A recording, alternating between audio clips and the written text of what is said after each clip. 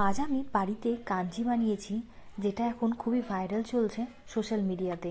তো কিভাবে বানিয়েছি চলো ভিডিওটা তোমাদের সাথে শেয়ার করে নিই। আমি আগে থেকেই গাজর, বিট, আমলা টুকরো করে কেটে রেখেছিলাম। এবার দুটো গ্লাস জার নিয়েছি, এর মধ্যে একে একে কেটে রাখা গাজর, কেটে রাখা আমলা, কেটে রাখা বিট সবই দিয়ে দিলাম দুটো গ্লাস জারের মধ্যেই। এবার এটা দিয়ে দেওয়ার পর এর মধ্যে আরও কিছু উপকরণ দিতে হবে, যেটা আমি আগে থেকেই রেডি করে রেখেছিলাম সাদা সর্ষের গুঁড়ো, ওটাও এখানে এর মধ্যে দিয়ে দিতে হবে পরিমাণ মতো।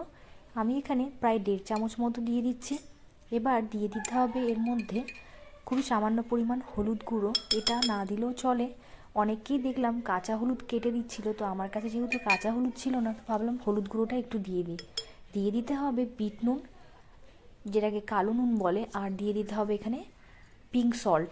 আপনারা চাইলে সাদা নুন যেটা হয় সেটাও দিতে পারেন। এবার এর মধ্যে পুরো গ্লাস জারটা ভরে জল দিয়ে দিতে হবে। জলটা দিয়ে দেওয়ার পর একটা কাপড় দিয়ে ভালো করে ঢেকে রেখে দিতে হবে রোদে 2 থেকে 3 দিন। 3 দিন পর যখন ভালো করে ফার্মেন্ট হয়ে যাবে তখন এটাকে আমি খাবো। তো এই হলো আজকের কাঞ্জি।